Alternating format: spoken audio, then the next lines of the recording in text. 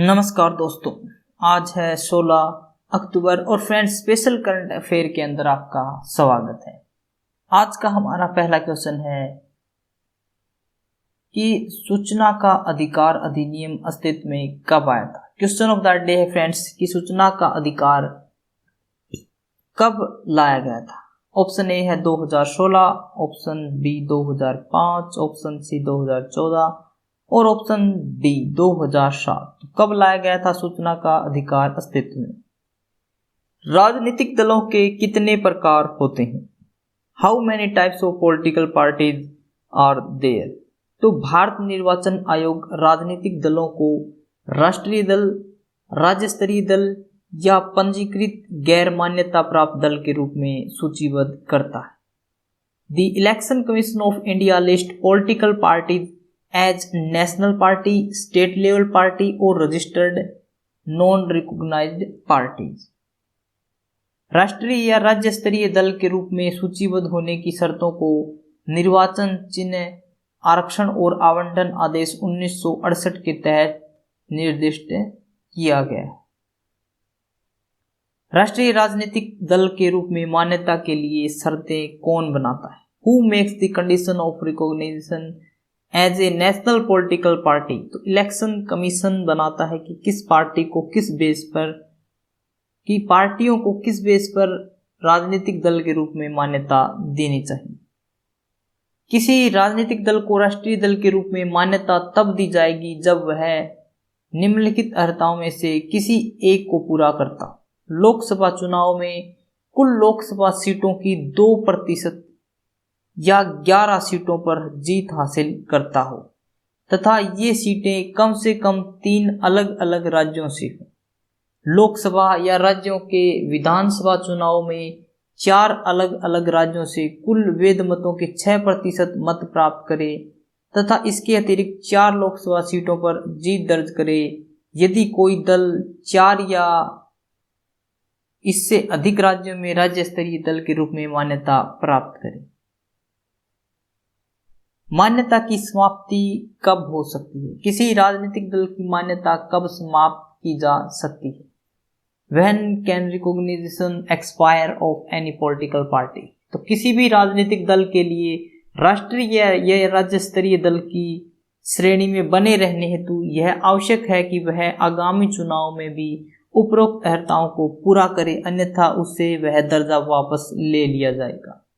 For any political party to remain in this category of national or state level parties, it is necessary to fulfill the above qualifications in the forthcoming elections, otherwise the status will be withdrawn from it. किसी भी राजनीतिक दल के लिए राष्ट्रीय या राज्य स्तरीय दलों की श्रेणी में बने रहने हेतु यह आवश्यक है कि वह आगामी चुनाव में भी उपरोक्त अर्हताओं को पूरा करे, अन्यथा उससे वह दर्जा वापस ले लिया जाएगा। राज्य स्तरीय राजनीतिक दल के रूप में मान्यता के लिए शर्तें अलग होती। तो are there different condition for recognition as a state level political party? तो हाँ, किसी राजनीतिक दल को राज्य स्तरीय दल के रूप में तब मान्यता दी जाएगी जब वह निम्नलिखित अर्हताओं में से किसी एक को पूरा करता। दल ने राज्य की विधानसभा के लिए हुए चुनाव में कुल सीटों का 3% या 3 सीटें जो भी अधिक हों प्राप्त किया। लोकसभा के आम चुनाव में दल ने राज्य के लिए निर्धारित प्रत्येक 25 लोकसभा सीटों में 1 सीट पर दर्ज की हो। राज्य में कुल लोकसभा या विधानसभा के चुनाव में दल ने कुल वैध मतों के 6% मत प्राप्त किए हों तथा इसके अतिरिक्त उसने 1 लोकसभा सीट या 2 विधानसभा सीटों पर जीत दर्ज की है। राज्य में लोकसभा या विधानसभा के लिए हुए चुनाव में दल ने कुल वैध मतों के 8% मत प्राप्त किए। लेपिडोप्टेरा प्रजातियां कौन सी होती हैं? What are lepidoptera species? तो यह कीटों का एक क्रम है जिसमें तितलियां, पतंगे और स्केपर्स शामिल हैं। स्कीपेपर्स तितलियों और पतंगों के मध्यवर्ती एक कीट समूह है। हिमालय भारत में पाए जाने वाले 35% से अधिक लेपिडोप्टेरा प्रजातियों, तितलियों और पतंगों का निवास स्थल है। ZSI द्वारा किए गए एक अध्ययन के अनुसार पतंगों की ऐसी कम से कम 49 और तितली की 17 प्रजातियों की पहचान की गई है, जिनके वर्तमान आवास और पूर्व में दर्ज किए गए आवास स्थल की ऊंचाई में औसतन 1000 मीटर का अंतराल देखा गया है। फ्रेंड्स, अगर आपको एसएससी के किसी भी exam, SSC CGL, SSC CPO, MTS, CHSL, किसी भी एसएससी एग्जाम के लिए अगर आपको करंट अफेयर प्रिपेयर करनी है तो आप यहां से कर सकते हैं। सूचना के अधिकार अधिनियम को अस्तित्व में कब लाया गया था? When was the Right to Information Act introduced? 2005 में सूचना के अधिकार अधिनियम को अस्तित्व में लाया गया था।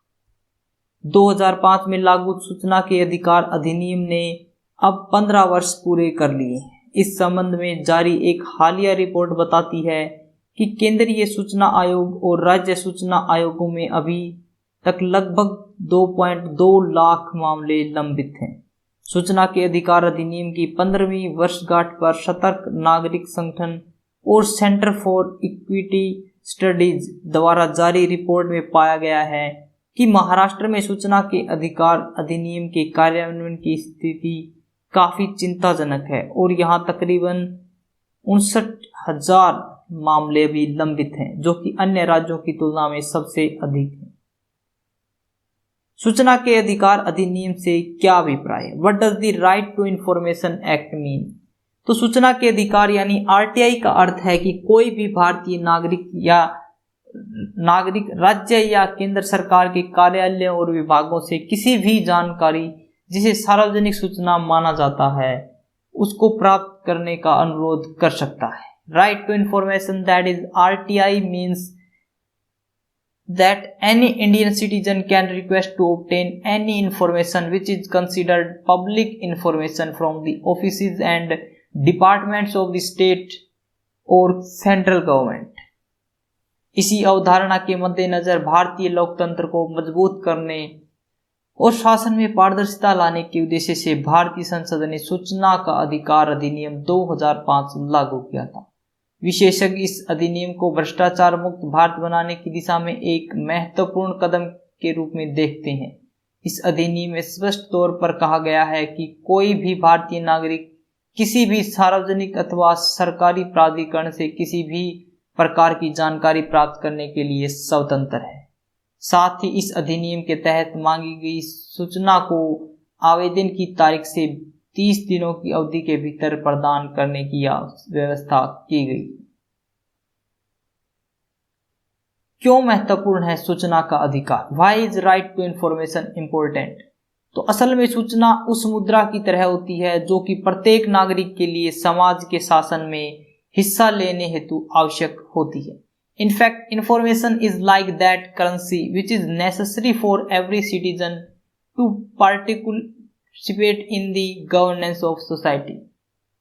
कार्यपालिका के प्रत्येक स्तर नियंत्रण, संरक्षण और शक्ति को बनाए रखने के उद्देश्य से सूचना को काफी सीमित कर दिया गया है। इसलिए प्राय यह माना जाता है कि कार्यपालिका में भ्रष्टाचार को समाप्त करने के लिए नियमों और प्रक्रिया की स्पष्टता, पूर्ण पारदर्शिता और आम जनता के बीच प्रासंगिक जानकारी का प्रसार काफी महत्वपूर्ण है। इसलिए अंततः भ्रष्टाचार को समाप्त करने की सबसे प्रभावी प्रणाली वही होगी जिसमें नागरिकों को राज्य से प्रासंगिक सूचना प्राप्त करने का अधिकार होगा।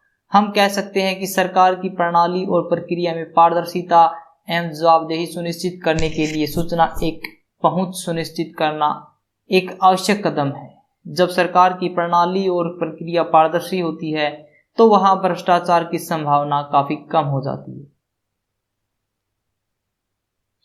सूचना के अधिकार से संबंधित पहला कानून किस देश में बनाया गया था? In which country was the first law related to the right to information? तो स्वीडन में 1766 में स्वीडन के अंदर पहली बार राइट टू इंफॉर्मेशन लागू कर दिया गया था। सूचना के अधिकार से संबंधित कानून बना दिया गया था। इसके बाद 1966 में अमेरिका ने इस संबंध में एक कानून अपना लिया। 1990 आते आते सूचना के अधिकार से संबंधी कानून लागू करने वाले देशों की संख्या बढ़कर 13 हो गई थी। भारत में इस संबंध में कानून बनाने के लिए आंदोलन की शुरुआत 1987 में तब हुई जब राजस्थान के कुछ मजदूरों को उनके असंतोषजनक प्रदर्शन का हवाला देते हुए वेतन देने से इनकार कर दिया। भ्रष्टाचार की आशंका को देखते हुए मजदूरों के हक में लड़ रहे मजदूर किसान शक्ति संगठन ने स्थानीय अधिकारियों से संबंधित दस्तावेज प्रस्तुत करने की मांग की। सार्वजनिक विरोध प्रदर्शन के बाद जब प्रासंगिक दस्तावेज उपलब्ध कराए गए तो सरकारी अधिकारियों द्वारा किया गया भ्रष्टाचार भी सामने आ गया। समय के साथ यह आंदोलन और जोर पकड़ता गया और जल्द ही सूचना के अधिकार की मांग करते हुए इस आंदोलन ने देशव्यापी रूप ले लिया। आंदोलन को बड़ा होते देख सरकार ने सूचना की स्वतंत्रता अधिनियम 2002 पारित कर दिया, जिसने आगे चलकर 2005 में सूचना के अधिकार अधिनियम का रूप लिया। 2005 में पुणे पुलिस स्टेशन को आरटीआई के तहत पहली याचिका प्राप्त हुई थी। कंफर्ट जोन से बाहर निकलिए।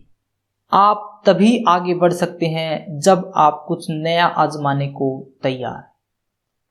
अक्सर लोग अपने कंफर्ट जोन में रहना पसंद करते हैं क्योंकि रिस्क लेना कोई नहीं चाहता।